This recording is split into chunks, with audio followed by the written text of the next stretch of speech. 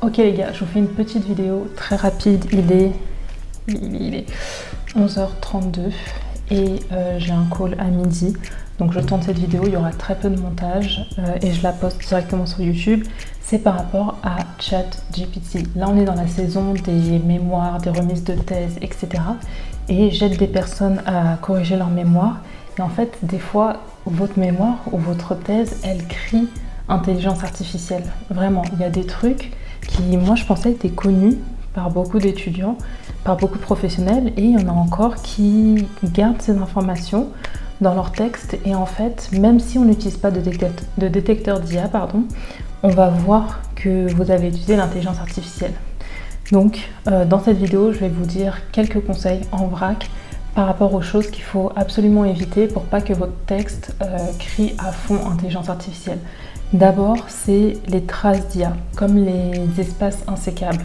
Ça, il faut vraiment les supprimer. Ces espaces-là, ça va être, par exemple, quand vous avez avant un point d'exclamation, avant un point d'interrogation, avant un point-virgule, quand vous avez un espace. Cet espace-là, il ne doit pas être présent et l'intelligence artificielle va le mettre. Donc, il faut absolument supprimer tous ces espaces insécables. Pour les enlever, vous pouvez utiliser des éditeurs de texte comme Sublime Text ou sinon des sites internet comme ceux que je vais vous mettre à l'écran. Ensuite, celui qu'il faut absolument enlever, c'est le long tiré, le tiré quadratin. Ça, il faut absolument l'enlever. Si vous êtes un éditeur dans le journalisme, etc., dans les articles, ça peut être présent. Mais si vous faites une thèse ou un mémoire de fin d'études, il faut l'enlever. C'est une ponctuation qui est pas ou peu utilisée. Et quand vous en avez de manière récurrente dans votre texte, on sait que vous avez utilisé l'intelligence artificielle.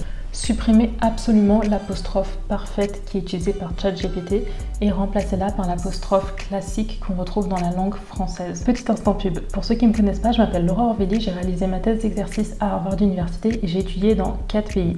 J'ai cofondé Educolia, l'entreprise qui vous aide dans votre réussite académique et professionnelle, et on a lancé notre premier programme de financement. Ce programme de financement est un programme d'entraide entre étudiants qui permet à des étudiants de fournir des ressources et des conseils à d'autres étudiants et d'être rémunérés pour le faire. Donc ça fonctionne sur un système de vente de produits digitaux et c'est ouvert à l'international et dans toutes les devises. Je vous mets toutes les informations en barre de description et je vous laisse avec la suite de la vidéo. Ensuite, par rapport aux éléments de langue française. Dans la langue anglophone, on va écrire certains noms comme université avec une majuscule. Dans la langue française, quand on parle d'une université, l'université de Paris par exemple, le mot université ne va pas prendre de majuscule, alors que dans la langue anglaise, on peut retrouver cette majuscule. Donc ChatGPT, si très souvent vous lui demandez des informations en anglais, par habitude, il peut mettre une majuscule à ces mots-là. Donc c'est très important de corriger. Également par rapport aux accents qui peuvent être supprimés sur les lettres en capitale. Par exemple, l'État avec une majuscule, ChatGPT ou les intelligences artificielles peuvent ne pas mettre l'accent sur ces mots-là.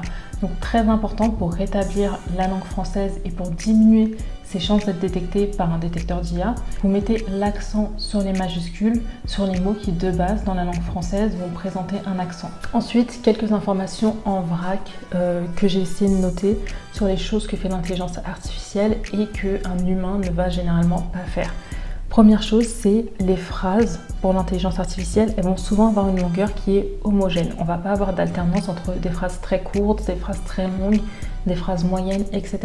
Donc il faut vraiment rétablir cette hétérogénéité dans votre texte et pas avoir que des phrases qui ont à peu près la même longueur. Ensuite, les intelligences artificielles, elles font très souvent des formulations qui sont générales. J'en ai noté quelques-unes, mais ça va être, il est important de noter que, en conclusion, ce phénomène peut être expliqué par, c'est des formulations où on ne va pas avoir de positionnement vraiment précis, donc au maximum, il faut les éviter. Et à la place, il faut avoir des détails spécifiques ou des exemples. Par exemple, vous dites « le jour où j'ai réalisé ou où j'ai fait ceci ou cela », ça permet d'accentuer l'aspect humain de votre texte. Ensuite, une autre chose que va faire l'intelligence artificielle, c'est de rajouter un espace après les apostrophes. Donc là, je vais vous mettre à l'écran ce que je veux dire par là. On va prendre le mot enfant. L'intelligence artificielle peut mettre un L apostrophe espace enfant. Alors que dans la langue française, on va écrire L apostrophe et enfant sans mettre d'espace. Donc ça, c'est très important. Supprimer tous les espaces qui peuvent être ajoutés par l'intelligence artificielle. Pour le tiret quadratin, remplacez-le soit par un tiret normal, le tiret plus court, soit par une virgule tout simplement. L'idéal c'est de remplacer par une virgule parce que dans la langue française, comme je vous l'ai dit, c'est pas très courant d'avoir des tirets au milieu de phrases. Ensuite, la ponctuation parfaite. Les outils d'intelligence artificielle vont bombarder de ponctuation, que ce soit les points-virgules, que ce soit les deux points, que ce soit les tirets, que ce soit les points d'exclamation, les points d'interrogation, etc. Dans la langue française et de manière humaine, on n'aura pas tendance à utiliser un nombre important de ponctuation. Donc ces éléments de ponctuation, il faut au maximum éviter de trop les diversifier et éviter d'en mettre trop dans votre texte. Notamment la ponctuation avec le point-virgule. Le point-virgule, il n'est pas tant utilisé que ça et il y a des règles vraiment spécifiques pour utiliser un point-virgule. Donc à la place, tout simplement, mettez une virgule ou mettez un point, mais ne mettez pas tout le temps un point-virgule dans votre texte. Et enfin, l'intelligence artificielle va énormément se détacher par rapport à ce qu'elle écrit. Il est fréquent de retrouver, il apparaît que, plutôt qu'un positionnement où on utilise la première personne du singulier tout simplement. Donc si vous pouvez utiliser la première personne du singulier, ça fera beaucoup plus humain et beaucoup moins intelligence artificielle. Ensuite, vous avez des outils qui vous permettent d'humaniser un petit peu votre texte. Vous avez ChatLLM, vous avez Bypass GPT.ia il me semble. Je vais vous les mettre à l'écran, mais il faut absolument, même si vous utilisez ces outils, que vous fassiez une relecture et que vous fassiez une humanisation par vous-même pour que votre texte il soit le moins artificiel possible. Voilà.